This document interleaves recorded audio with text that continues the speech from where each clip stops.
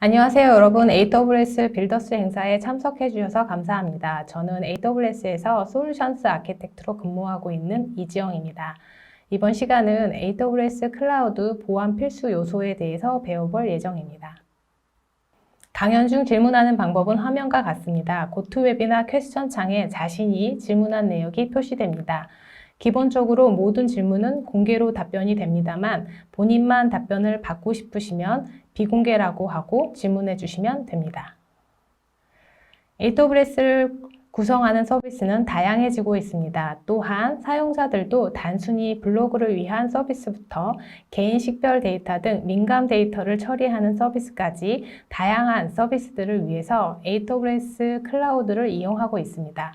그래서 이 시간에는 AWS 클라우드 구성 시 반드시 고려해야 하는 보안의 세 가지 측면, 즉 계정 관리, 데이터 암호화, 데이터 관리 방법에 대해서 알아볼 예정입니다. 이어서 다음 시간에는 보안 위협을 탐지하고 대응할 수 있는 방법에 대해서 소개하도록 하겠습니다. 본 세션의 큰 흐름은 다음과 같습니다. 먼저 AWS 클라우드 인프라스트럭처 전반을 보호하기 위해서 필요한 계정관리 서비스인 IAM에 대해서 알아보도록 하겠습니다. 그리고 주요 데이터를 보호하기 위한 암호화 서비스인 KMS에 대해서 소개하도록 하겠습니다. 마지막으로 디폴트 VPC에 대해서 알아보고 이를 보호하기 위해서 사용할 수 있는 보안 전략에 대해서 살펴보도록 하겠습니다. 클라우드 인프라스트럭처를 보호하기 위한 IAM에 대해서 살펴보도록 하겠습니다. IAM은 AWS 클라우드를 보호하기 위해서 AWS 전반에 걸쳐 보안을 통제하는 서비스입니다. 일반적으로 접근 제어는 인증과 인가를 나눠서 처리합니다. 인증은 내가 누구인지 확인하는 절차이고 인가는 인증된 사용자가 서비스에 대한 사용 권한이 있는지 확인하는 절차라고 볼 수 있습니다. IAM 이름에서 예측할 수 있듯이 아이덴티티는 AWS로 요청을 할 수 있는 보안 주체, 즉 프린시플을 AWS 어카운트 내에 만들어줍니다. 액세스 매니지먼트는 누가 어떤 리소스에 대해 어떤 일을 할 수 있는 권한을 가지는지 정의하는 도구입니다. 먼저 아이덴티티에 대해서 알아보도록 하겠습니다. AWS의 보안 주체는 AWS 어카운트 내에 정의된 아이덴티티를 말하는 것으로 크게 IAM 사용자와 역할로 나눠서 볼 수 있습니다. IAM 사용자는 실사용자 기준으로 장기 자격증명으로 인증됩니다. 주로 IAM 그룹으로 관리됩니다. IAM 역할은 자동화된 프로세스, AWS 서비스, 인증 연계된 외부 사용자들이 임시 자격증명으로 인증을 받아 사용된다는 차이점이 있습니다.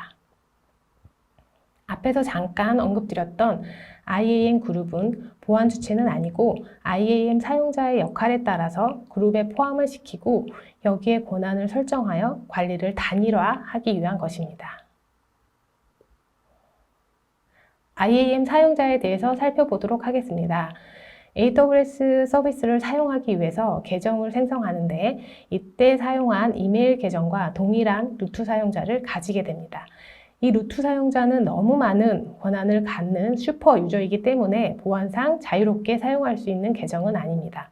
그래서 AWS에서는 IAM 서비스를 이용해서 사용자나 역할을 생성하고 이를 통해서 AWS 서비스를 제어하는 것을 권장하고 있습니다.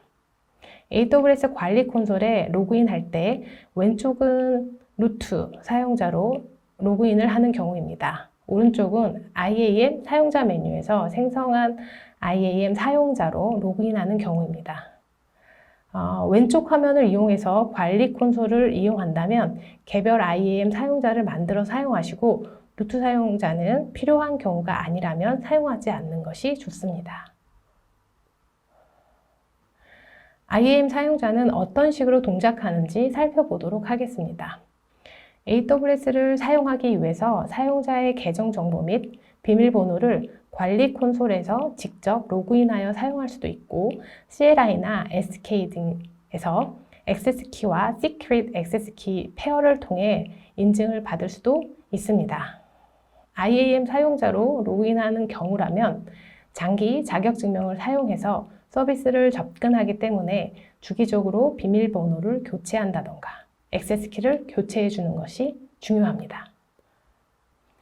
IAM 사용자를 생성할 때 관리 콘솔을 사용하지 않는 경우 관리 콘솔로의 접근을 차단 또는 비활성화할 수 있습니다. 이런 경우는 주로 프로그래밍 방식의 접근 방법으로 로그인은 IAM 사용자의 액세스키를 이용합니다. 사용자당 최대 2개까지 생성이 가능합니다. 이를 활용하여 주기적인 교체를 하는 것이 보안상 안전합니다. 이렇게 로그인을 하는 경우라도 해당 사용자가 가지고 있는 동일한 권한을 갖게 됩니다. 그러므로 프로그램에서 액세스키를 암호화하여 관리하는 것을 권장하고 있습니다. 이는 GitHub와 같은 외부에서 접근이 가능한 공간에 개발 코드를 업로드하여 액세스키가 의도치 않게 노출되더라도 해당 키에 의한 해킹 사고를 방지하기 위함입니다. 또한 IAM 계정 설정 메뉴를 선택하면 비밀번호 정책을 변경할 수 있습니다. 요즘 보안 사고는 해킹 시도가 오랜 기간 동안 꾸준히 시도되기 때문에 쉬운 비밀번호의 경우 사전 공격이나 블루포스 공격에 취약합니다.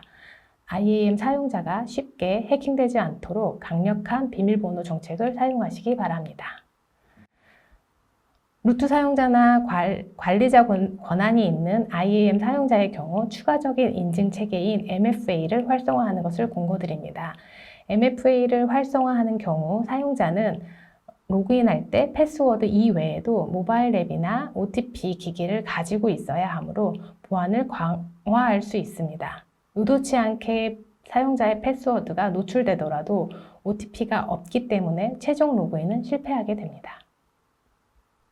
다음은 IAM 역할에 대해서 살펴보도록 하겠습니다. 역할을 생성하는 화면을 보면 AWS 서비스, AWS 어카운트, 외부 사용자 관리 시스템 중에서 선택할 수 있습니다. IAM 사용자 로그인 시 장기 자격 증명은 영구적으로 사용할 수 있기 때문에 이를 외부 사용자나 프로그램에서 활용하는 것은 위험할 수 있습니다. 이런 경우 IAM 역할 기반으로 임시 자격 증명을 사용할 수 있습니다. 세션의 기본값은 1시간으로 설정은 변경할 수 있습니다. 외부 사용자 관리 시스템, 예를 들면 액티브 디렉토리와 연계하여 사용자를 관리할 수 있습니다. 외부 시스템과는 사물이나 오픈IDC 같은 프로토콜을 사용하여 사용자를 가져와서 AWS 어카운트 관리자는 이 사용자와 IAM 역할을 매핑해 주게 됩니다. 그러면 이 사용자는 외부로부터 로그인한 후에 AWS 접근 시 단기 자격 증명을 전달받을 수 있습니다. 또 다른 방식으로 동일 또는 다른 AWS 어카운트에서 스위치 롤 기능을 활용하여 단기 자격 증명을 얻을 수 있습니다. 실 사용자가 사람이 아니고 인스턴스 또는 매니지드 서비스가 인증이 필요한 경우도 있습니다. IAM 역할을 이용할 수 있습니다. 예를 들어 EC2 IAM 역할을 설정해 둡니다. 즉, 메뉴에서 보면 보안 설정에서 EC2의 IAM 역할을 할당할 수 있습니다. EC2는 DynamoDB에 접근할 때 이 IAM 역할을 통해서 단기 자격 증명을 받습니다. 지금까지 인증에 대해서 살펴보았습니다. 다음으로는 인가에 관해서 살펴보도록 하겠습니다. AWS의 모든 서비스는 접근 제어 정책, 즉 팔로시를 기반으로 인가됩니다. 서비스를 사용하기 때문에 보안 주체는 API 형식으로 호출이 되는데 매번 IAM 팔로시 기반으로 권한이 있는지 확인하여 수행 여부를 결정합니다. 정책은 보안 주체나 리소스에 적용할 수 있습니다. AWS의 정책은 암묵적으로는 Deny이고 명시적인 Allow보다는 명시적인 Deny가 우선순위가 높기 때문에 이러한 특성을 잘 이해할 필요가 있습니다. IAM 팔로시에 대해서 조금 더 깊게 살펴보도록 하겠습니다. IAM 팔로시는 JSON 포맷으로 정의합니다. 하나의 스테이트먼트 안에 관리자가 여러 가지 조건들을 넣어서 팔로시를 만들게 됩니다. 프린시플은 접근을 허용 혹은 차단하고자 하는 대상을 지정하는 것입니다. 어카운트가 될 수도 있고 사용자가 될 수도 있고 롤이 될 수도 있습니다. 액션은 이 자격 증명이 어떤 행위를 할 수 있는지 지정할 수 있습니다. 예를 들면 S3에 데이터를 올린다든지 데이터를 내려받는다든지 이와 같은 개별의 액션을 지정하는 것입니다. 리소스는 목적지가 되는 서비스를 지정하는 것입니다. 필요한 경우 컨디션으로 다양한 조건들을 추가하여 지정할 수 있습니다. 예를 들면 IP 어드레스를 지정한다든지 날짜를 지정한다든지 할 수 있습니다. 마지막으로 이펙트가 있는데요. 이게 가장 중요합니다. 어떤 조건을 만들고 이 조건이 명시적으로 허용, 차단할 수 있는지 결정하는 것이 이펙트가 되겠습니다. 이 5가지를 적절하게 사용하면 되는데 하나의 팔러시 안에 이 5가지 모두 명시할 필요는 없습니다. 정책에 따라서 이 중 일부만 사용할 수 있습니다. 다음은 DynamoDB로부터 EC2에서 데이터를 읽기를 하는 경우 예를 들어 보겠습니다. 먼저 EC2 인스턴스는 지정된 IAM 역할로 단기 자격 인증을 받습니다. 그리고 해당 역할에 할당된 정책을 보면 DynamoDB 관련 모든 액션이 허용되어 있습니다. 이 권한을 통해서 EC2에서 서비스 중인 애플리케이션은 DynamoDB 관련 작업은 모두 정상적으로 동작할 것입니다. 그러나 EC2에서 동작하는 애플리케이션이 개발자 실수로 다이나모 테이블을 삭제하는 API를 호출한다 하더라도 이 다이나모 테이블은 삭제될 수가 있습니다. 이것 또한 허용되는 작업이기 때문입니다. 때문에 모든 작업이 허용되는 것은 기능적인 측면이나 보안적인 측면에서 문제가 있습니다. 그래서 EC2의 애플리케이션에서 필요한 액션만 지정하였습니다. 이 경우라면 괜찮을까요? 이 경우 리소스에 대해서는 제약이 없기 때문에 EC2 인스턴스의 경우 모든 DynamoDB 테이블을 읽을 수 있습니다. 고객 식별 정보 등이 포함된 DynamoDB 테이블을 읽기를 시도한다면 당연히 성공할 수 있습니다. 그러나 고객 식별 정보 처리는 적절한 보안 정책이 적용된 EC2 인스턴스에서만 접근할 수 있도록 제한하는 것이 좋습니다. 다음과 같이 해당 EC2 인스턴스에서 접근 가능한 리소스를 제한하여 지정된 테이블에 대해서 특정 액션만 허용하도록 좀 더 안전한 환경을 만들 수 있습니다. 서비스별로 사용되는 액션, 리소스 단위 및 사용할 수 있는 컨디션은 다릅니다. 최소 권한 설정을 검토하실 때에는 웹사이트에서 각 서비스별로 상세의 설명을 참고할 수 있습니다. IAM에서는 AWS 정책을 결정하는 서비스가 여러 가지가 있습니다. 이 서비스들은 크게 2가지로 분류해 볼 수 있습니다. 권한을 제한하는 용도와 권한을 부여하는 용도입니다. 권한 부여 용도를 통해서 먼저 부여될 권한을 지정합니다. 그리고 여기에 권한을 제한하는 용도를 통해서 부여된 권한이라 하더라도 권한을 통제할 수 있습니다. 권한을 제한하는 용도 같은 경우 허용으로 설정이 되어 있더라도 이 권한은 실제로 권한이 부여되지는 않습니다. 오늘은 크게 아이덴티티 기반의 정책과 리소스 기반 정책에 대해서만 살펴보도록 하겠습니다. AWS policy에서 권한을 부여하는 용도를 살펴보면 아이덴티티 기반 정책은 가장 기본이 되는 정책으로 IAM 사용자나 그룹, 역할과 같은 IAM 보안 주체에 할당되는 권한을 제어합니다. 그러므로 아이덴티티 기반 정책에는 따로 프린시플을 지정하지 않습니다. 리소스 기반 정책은 AWS의 자원에 할당되는 정책입니다. 해당 리소스를 접근 제어할 보안 주체, 즉 프린시플에 대해서 지정하는 것이 필수입니다. 이 2가지 정책은 동일 계정 내의 접근 제어 방식과 다른 계정 간의 접근 제어 방식이 다릅니다. 다음 장에서 이 2가지 차이점에 대해서 살펴보도록 하겠습니다. 아이덴티티 기반 정책과 리소스 기반 정책은 주체와 대상 모두에서 정책을 기술할 수 있기 때문에 정책은 겹칠 수 있습니다. 동일 계정의 경우 아이덴티티 기반 정책과 리소스 기반 정책 중에서 하나만 허용 권한이 정의되어 있으면 됩니다. 그림에서 보시는 바와 같이 리소스 기반 정책에서 따로 권한이 지정되어 있지 않더라도 동일 계정의 경우 아이덴티티 기반 정책에서 정의된 권한에 따라서 S3 get 오브젝트가 성공합니다. 그러나 다른 계정에 있는 버켓에 접근하는 경우 S3 get 오브젝트가 실패하게 됩니다. 다른 계정의 S3 버켓 접근을 성공하기 위한 조건을 살펴보겠습니다. 첫 번째, A 계정에서는 B 계정의 접근을 허용하는 아이덴티티 기반 정책을 정의합니다. 두 번째, B 계정의 S3 버켓에서는 리소스 기반의 정책을 통해서 A 계정에 대한 접근 권한을 명시적으로 허락해야 합니다. 다른 계정 자원에 접근하기 위해서는 스위치 롤 기능을 이용할 수도 있습니다. 먼저 B 계정에 DynamoDB get 아이템을 접속할 수 있는 아이덴티티 기반 권한을 생성합니다. 그리고 B 계정에서는 A 계정이 B 계정으로 스위치 롤 할 때 사용할 역할을 생성합니다. 앞에서 생성한 정책을 이 역할에서 사용할 수 있도록 권한을 부여합니다. 마지막으로 A 계정에서는 A 계정의 사용자가 B 계정의 역할로 스위치 롤 할 수 있도록 권한을 생성합니다. 그리고 이 권한을 A 계정의 사용자에게 매핑해 주면 됩니다.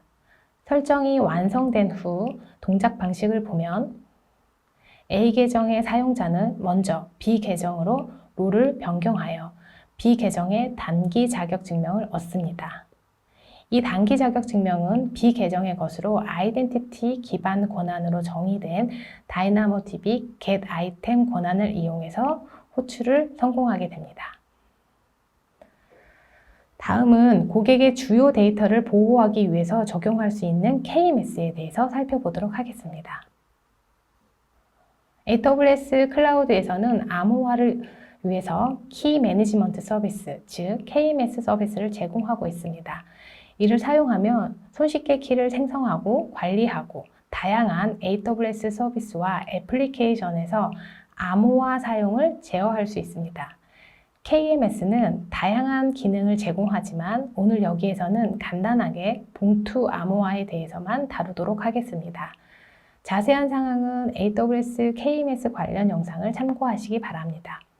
KMS는 봉투 암호화를 통해서 암호화에 사용하는 데이터 키의 손상을 막고 키 관리를 쉽게 하고 큰 사이즈의 데이터도 효과적으로 암복화하는 데 사용할 수 있습니다. 다음은 봉투 암호화 동작 방식에 대해서 간단하게 살펴보도록 하겠습니다. 먼저 평문 파일이 있습니다. 개발자는 이 파일을 암호화하기 위해서 암호화 키가 필요합니다. 봉투 암호화에서는 이 키를 데이터 키라고 합니다. 우선 개발자는 KMS로 데이터 키 생성을 요청하게 됩니다. KMS는 요청을 받아서 데이터 키에 대해서 생성 작업을 완료하고 데이터 키와 암호화된 데이터 키를 전달하게 됩니다. 애플리케이션에서는 전달받은 데이터 키를 가지고 평문 파일 암호화 작업을 수행합니다. 최종적으로 저장할 때에는 데이터 키를 제외하고 KMS에서 넘겨받은 암호화된 데이터 키와 암호화문을 함께 저장하고 작업을 완료합니다. 이번에는 복호화 과정을 살펴보도록 하겠습니다. 복호화 시 애플리케이션에서는 암호문을 복호화하기 위해서 데이터 키가 필요하게 됩니다. 애플리케이션은 암호화된 데이터 키로 복호화하기 위해서 KMS로 암호화된 데이터 키를 복호화하도록 요청합니다. KMS는 저장되어 있는 CMK를 통해서 암호화된 데이터 키를 복호화하게 되고 복호화된 데이터 키를 애플리케이션에 전달하게 됩니다. 최종적으로 애플리케이션은 전달받은 데이터 키를 통해서 암호화문을 복호화하여 평문을 전달함으로써 복호화 과정이 완료되게 됩니다. 일반적인 애플리케이션에서 처리하던 암복호화 작업을 S3에서는 암호화 설정을 하면 S3 서비스에서 이 과정을 처리하게 됩니다. 그러므로 이런 복잡한 부분에 대해서 자세하게 알 필요는 없습니다. S3 버킷 생성 시 암호화 방식을 선택할 수 있습니다. 이 설정을 기반으로 서버 측 암호화를 적용하여 저장된 데이터를 보호할 수 있습니다. 암호화 설정은 크게 두 가지 방식으로 제공하고 있습니다. 사용자가 암호화 키를 관리할 필요가 없는 SSE, S3입니다. S3에서 관리하는 암호화 키를 사용하기 때문에 따로 키 관리를 할 필요가 없고 것이고 이 키 관련 요금이 부과되지 않습니다. 요금에 대한 자세한 내용은 S3 요금을 참고하시기 바랍니다. 다음으로 적용할 수 있는 서비스는 앞에서 설명드린 KMS와 연동하는 SSE KMS입니다. KMS 키 관리를 선택하면 어떤 KMS 키를 사용할지 선택해야 합니다. 여기에서는 AWS Managed 키를 사용할 수도 있고 사용자가 관리하는 키를 사용할 수도 있습니다. 사용자가 관리하는 키를 사용하기 위해서는 어떤 CMK를 사용할지 선택하면 됩니다. KMS 키를 통해서 암호화된 S3 오브젝트에 접근 시 필요로 하는 권한에 대해서 살펴보도록 하겠습니다. 먼저 이 IAM 사용자는 S3 get 오브젝트 관련 접근 권한을 가지고 있습니다. 암호화된 S3 오브젝트 접근이 성공할까요? IAM 사용자는 S3 오브젝트에 대한 권한이 있으므로 오브젝트에 대한 접근은 성공합니다. 그러나 암호화문을 복호화하는 과정에서 키 관련 권한이 없습니다. 최종적으로 접근이 실패하게 됩니다. 해당 사용자가 접근을 성공하기 위해서는 KMS에서 키 관련 권한이 추가되어야 합니다. 이를 통해서 S3 권한이 의도치 않게 설정이 변경되는 경우라도 KMS는 한 번 더 S3 오브젝트를 보호할 수 있습니다. 마지막으로 보안 강화된 네트워크 구성을 위한 VPC 보안 전략을 살펴보도록 하겠습니다. 먼저 AWS 자원 레벨에 대해서 살펴보겠습니다. VPC라고 하는 것은 리전 레벨의 서비스입니다. 리전이라고 하는 것은 최소 2개 이상의 가용 영역으로 이루어져 있습니다. 그리고 이 VPC 안에는 서브넷이라든지 EC2, RDS 같은 가용 영역 레벨의 자원이 포함됩니다. 리전 레벨에 해당되는 서비스 중에 아마존 S3가 있습니다. 이 서비스는 VPC 안에 있지는 않습니다. 글로벌 레벨의 자원도 있습니다. 대표적으로 클라우드 프론트 서비스가 있습니다. VPC는 AWS 어카운트 전용 가상 네트워크 환경으로 논리적으로 격리되어 있습니다. 기존 데이터 센터에서 운영하는 네트워크 인프라와 유사합니다. 라우팅 테이블, 네트워크 ACL, 그리고 보안 그룹을 이용해서 사용자별 네트워크를 제어하고 VPC 내에 배포된 자원을 보호할 수 있습니다. AWS에서 미리 생성되어 있는 디폴트 VPC 구성에 대해서 살펴보도록 하겠습니다. 어느 리전에서 시작하더라도 디폴트 VPC는 하나씩 구성이 되어 있습니다. 동일하게 172.31.0.0의 16 대역을 사용하고 있습니다. 그리고 리전마다 사용하고 있는 가용 영역은 조금씩 다릅니다. 최소 2개 이상이라고 하지만 서울 리전의 경우 4개의 가용 영역을 쓰고 있습니다. 그래서 ABCD 가용 영역을 포함하고 있는데 그 안에 서브넷을 하나씩 가지고 있습니다. 이 서브넷은 가용 영역에 몇 개이냐 상관없이 전부 다 20비트를 사용하고 있습니다. 그래서 172.31.0, 16, 32, 48 이렇게 4개의 서브넷을 가지고 있습니다. 그리고 메인 라우팅 테이블 하나, 네트워크 액세스 컨트롤 리스트, 즉 나클이 하나, 보안 그룹 하나가 구성되어 있습니다. 디폴트 VPC는 모두 인터넷 게이트웨이를 가지고 있습니다. 즉 외부 네트워크와 통신이 가능합니다. 라우팅 테이블은 서브넷 레벨의 설정입니다. 4개의 서브넷은 하나의 라우팅 테이블에 연결되어 있습니다. 라우팅 테이블 설정을 살펴보면 172.31.0.0의 16 대역은 로컬로 되어 있습니다. 즉 VPC 내부는 서로 통신이 가능한 상태입니다. 그리고 그 외 대역은 인터넷 게이트웨이를 통해서 통신을 하라고 설정되어 있습니다. 이렇게 인터넷 게이트웨이를 통해서 외부 인터넷과 연결이 가능한 서브넷을 퍼블릭 서브넷이라고도 하는데 디폴트 VPC는 서브넷이 모두 퍼블릭 서브넷으로 구성되어 있습니다. 네트워크의 흐름을 제어하기 위해서 나클을 사용할 수 있습니다. 나클은 상태를 저장하지 않는 방화벽의 역할을 수행합니다. 그리고 라우트 테이블과 마찬가지로 서브넷 단위로 설정합니다. 4개의 서브넷이 동일한 나클을 바라보고 있습니다. 나클은 상태를 저장하지 않기 때문에 인바운드 및 아웃바운드도 모두 설정해야 합니다. 기본 설정은 모두 any-to-any 설정되어 모든 트래픽이 허용되어 있습니다. 나클의 설정을 보면 룰 번호가 앞에 있습니다. 숫자가 작을수록 먼저 평가받게 됩니다. 예를 들어 100번 룰에서 허용되어 있다면 1000번 룰에서 거부되었다 하더라도 해당 트래픽은 허용하게 됩니다. 즉 순서가 매우 중요합니다. 다음은 보안 그룹 설정을 살펴보겠습니다. 디폴트 VPC에 기본적으로 설정된 보안 그룹은 같은 보안 그룹에 포함되어 있는 경우 서로 통신이 가능한 상태로 설정되어 있습니다. 보안 그룹은 상태 저장 방화벽이기 때문에 인바운드로 허용되었다면 따로 아웃바운드를 설정하지 않아도 됩니다. 그 반대의 경우에도 동일하게 동작합니다. 보안 그룹에 대해서는 다시 한번 설명하도록 하겠습니다. 지금까지 디폴트 VPC에 대해서 간략하게 살펴봤습니다. 디폴트 VPC 몇몇 특징 때문에 운영 환경을 위해서 전용 VPC를 만들어 사용하는 것을 권장합니다. 그렇다면 전용 VPC를 만들 때에는 어떤 것들을 고려해서 설계해야 할지 보안 전략에 대해서 살펴보도록 하겠습니다. 먼저 고민해 볼 것은 VPC에서 사용할 IP 대역입니다. VPC를 생성할 때 내부에서 사용할 IP 대역을 선정하게 되는데 이것은 사설 IP 대역입니다. 그렇다면 일반적으로 사설 IP 대역을 왜 사용하게 될까요? 먼저 퍼블릭 IP가 부족하기 때문입니다. VPC 내의 리소스들, 예를 들면 EC2 인스턴스, RDS, 그리고 많은 컨테이너가 배포되어 있다면 이들 간의 통신을 위해서 많은 IP가 필요하게 됩니다. 그리고 두 번째는 보안 때문입니다.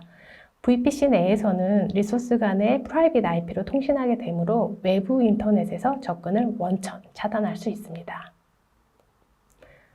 다음으로 고려해 볼 것은 적절한 서브네팅입니다.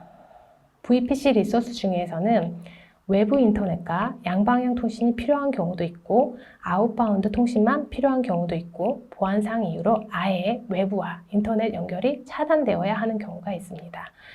전략적으로 VPC 내에서 서브넷을 적절하게 나누는 것을 권장합니다. 최소한 퍼블릭과 프라이빗 서브넷 두 가지는 분리하는 게 필요합니다. 라우팅이나 나클 정책을 별도로 적용하기 위해서 서브넷은 상황에 따라서 더 잘게 쪼갤 수도 있습니다.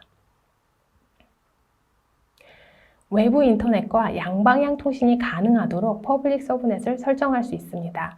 퍼블릭 서브넷은 VPC에서 사용하는 IP 대역 이외에 모든 트래픽을 인터넷 게이트웨이로 라우팅 되도록 설정합니다. 예를 들어 네트워크 로드 밸런서, 즉 NLB는 양방향 통신이 가능하도록 퍼블릭 서브넷에 배포됩니다. 그리고 외부 인터넷도 접근이 가능할 수 있도록 NLB에는 퍼블릭 IP가 할당되어 있습니다. 외부에서는 이 퍼블릭 IP로 접근할 수 있고 인터넷 게이트웨이를 통해서 패킷은 외부로 나갈 수도 있습니다. VPC 내의 서비스들은 인터넷으로 노출시킬 표면적을 최소화하는 것을 원칙으로 합니다. 외부 인터넷으로부터 요청을 받은 경우가 아니라면 프라이빗 서브넷의 리소스를 배포하여 보호할 수 있습니다. 프라이빗 서브넷에 있다고 하더라도 서버 패치 등을 위해서 외부 인터넷과 통신이 필요한 경우가 있습니다. 이를 위해서 NAT 게이트웨이를 이용할 수 있습니다. 라우트 테이블은 로컬 이외에 모든 트래픽은 NAT 게이트웨이로 나갈 수 있도록 설정되어 있습니다. 외부 인터넷으로 요청이 나가야 하는 경우 프라이빗 서브넷의 리소스들은 퍼블릭 IP가 없기 때문에 NAT 게이트웨이에 할당된 퍼블릭 IP를 가지고 외부 인터넷과 통신할 수 있습니다. 여기서 잠깐 NAT 게이트웨이를 이중화해야 할까요? 기본적으로 NAT 게이트웨이는 내결함성을 가지고 있지만 가용 영역의 레벨의 자원이기 때문에 가용 영역이 죽었을 때 다른 가용 영역에서 NAT 게이트웨이 기반으로 계속해서 비즈니스 서비스가 운영되어야 한다면 이중화할 필요가 있습니다. 이중화 시 비용은 추가적으로 들어가기 때문에 비용 면에서도 같이 고려하시기 바랍니다. RDS 경우 패치 작업 등 외부 인터넷과 전혀 통신할 필요가 없기 때문에 VPC 내부로만 통신 가능하도록 설정하여 외부 네트워크가 완벽하게 차단할 수 있습니다. VPC 나클의 경우 Any-to-Any 설정을 주로 사용하게 되는데 서브넷 레벨로 특정 IP 대역을 거부할 수 있습니다. 예를 들면 퍼블릭 서브넷에서 디도스 공격을 받을 때 디도스 IP 대역을 나클에 거부하도록 설정하여 서브넷 내부 리소스를 보호할 수 있습니다. 보안 그룹은 어떻게 동작하는지 살펴보도록 하겠습니다. NLB에 적용된 보안 그룹을 보면 HTTPS 서비스를 하기 위해서 모든 IP 대역에서 들어오는 트래픽을 허용하고 있습니다. NLB에서는 외부 불특정 다수에서 접속하게 허용하더라도 EC2 인스턴스, 즉 웹서버는 NLB를 통해서 들어오는 네트워크 트래픽만 허용하도록 설정할 수 있습니다. 보안그룹 특징 중 하나가 서로 참조할 수 있다는 점입니다. 이 특징을 활용해서 웹서버 보안그룹에는 소스로 NLB가 포함된 보안그룹 자체를 규칙에 넣었습니다. 다음은 RDS가 포함된 보안그룹은 EC2 인스턴스가 포함된 보안그룹을 허용하여 규칙을 추가하여 구성하였습니다. 여기까지 운영할 VPC 내에서 서버들 간에 그리고 외부 인터넷과 어떻게 통신하고 보호할 것인가에 대해서 살펴보았습니다. VPC에는 다른 AWS 서비스도 외부 인터넷과 동일하게 네트워크 트래픽을 제어합니다. 예를 들면 퍼블릭 서브넷의 EC2 인스턴스가 S3로 접근이 필요한 경우 S3 도메인 주소를 확인해 보면 퍼블릭 IP는 52.216.229.141로 확인됩니다. 그러면 인터넷 게이트웨이를 통해서 외부 주소를 가지고서 AWS S3 서비스를 찾아가게 됩니다.